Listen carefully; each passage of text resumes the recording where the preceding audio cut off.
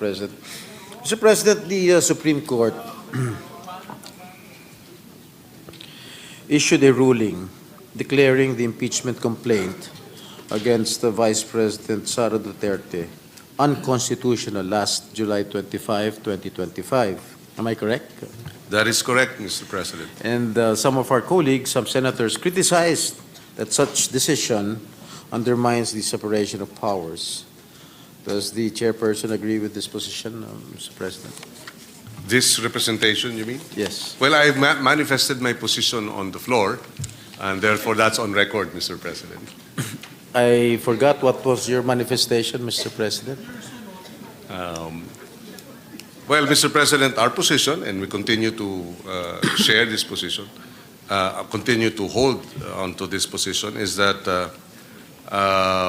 that we believe that there was judicial overreach. But having said that, we hope that the Supreme Court will reconsider the position that it has taken. In fact, there is a pending motion for reconsideration. So, in short, you disagreed with the position of the Supreme Court? That is correct. And as a co-equal branch, we will be respectful. And we have said this too, that in the end, when this is final, when the decision is final and the motion for reconsideration has been disposed of, regardless, as a lawyer, a member of the officer of the court, we will respect whatever ruling the Supreme Court will All right. render. Lastly, I remember, if my memory serves me right, we had an all-senators caucus meeting when Senator Escudero was still the Senate President. And we were discussing about this impending impeachment trial of against Vice President Sara Duterte. And we were discussing a lot of issues, various issues. No? And I overheard you saying that the impeachment court is higher than the Supreme Court. Do you still stand by your statement that the impeachment court is higher than the Supreme Court? Because I am not a lawyer, but I studied law for 4 years, but I really beg to disagree that the impeachment court is higher than the Supreme Court, Mr. President. Well, it is higher in the sense that a sitting Supreme Court justice can be dismissed on impeachment cases by the impeachment court. In that regard, we are able to hold a Supreme Court justice to account. We render judgment. So it's a novel legal question and legal argument. You mean to tell this representation that we can summon the justices of the Supreme Court? What if they don't want to appear here? What can we do? Well, we actually summoned. Can we just force them to? We actually summoned. The with due respect to our colleague, we actually did have this former Supreme Court justice appear before the impeachment court. Who? So. Yeah, I know that because it was an impeachment. And that is the context of why I said that as an impeachment court, we are supreme in our own jurisdiction, and maybe in fact higher than the Supreme Court in that regard when it comes to impeachment processes, because the supreme law of the land says so. That we have the sole power. Sole, it says sole power. It does not say anything else but sole power to try and decide impeachment cases. Well, still, I beg to disagree with your opinion. I still believe in my own thoughts that the impeachment court is sui generis.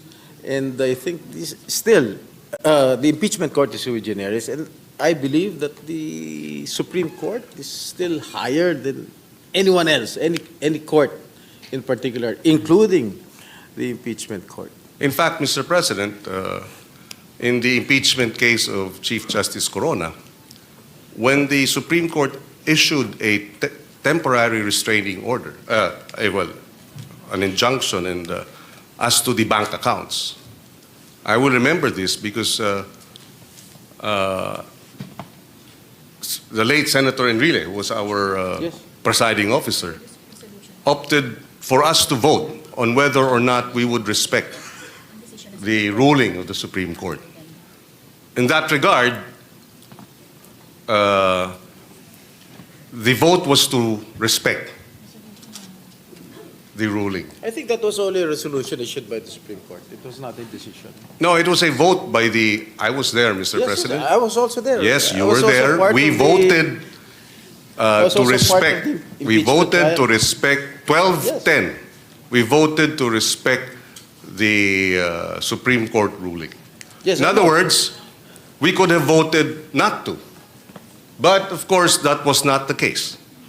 Yes, I know. I was. And it was an exercise of our exclusive power as an impeachment court. What if it was adverse to the decision? Well, that's of, speculative, the decision Mr. of the President. Supreme Court. The What point will is, happen? that's speculative, Mr. President. The point is, we voted. Yes, I we know. did not decide to just respect the Supreme Court ruling.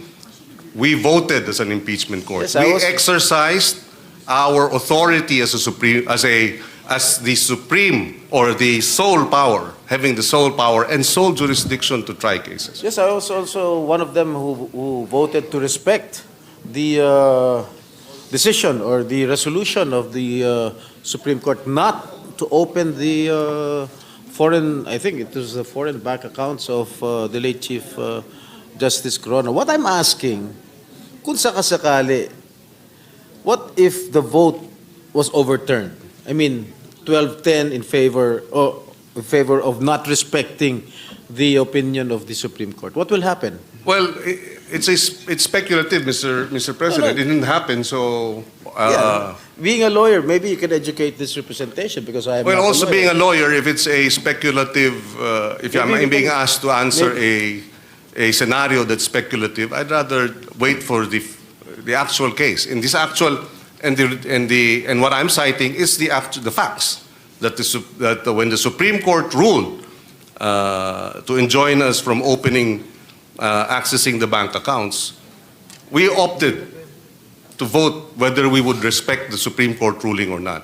That is an exercise of the authority of the impeachment court over the Supreme Court. Maybe we can ask. Fortunately, and I think every lawyer must strive to harmonize what may appear to be conflicting provisions of the Constitution. And the Senate then voted 12-10 to respect the ruling of the Supreme Court and harmonize both powers. Mr. President, if I may, with the Yeah, two the gentlemen. leaders recognized. Thank you. Even this last decision of the Supreme Court on Vice President Sara Duterte, we also voted 18-5-1. It was 18 in favor to archive because of the decision of the Supreme Court. So there was also a vote. 5 went against that decision to archive and 1 abstention. That was our presiding officer.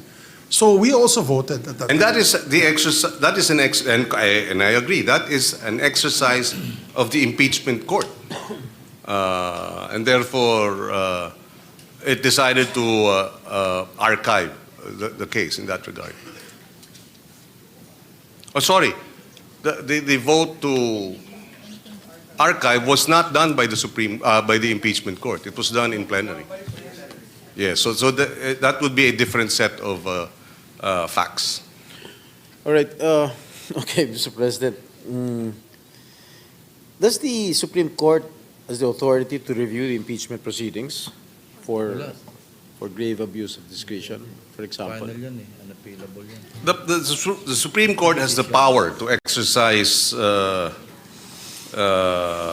Yung decision. It has the when there is grave abuse of discretion, the Constitution provides that power to the Supreme Court to intervene and to correct what may have been an abuse of authority or power of other branches of government. It's the power of judicial review. Okay, assuming we convict a impeachable officer, can it be elevated to the Supreme Court? No more. No. The The Sup- decision or the ruling of the impeachment court is final. Yes. All right. Okay.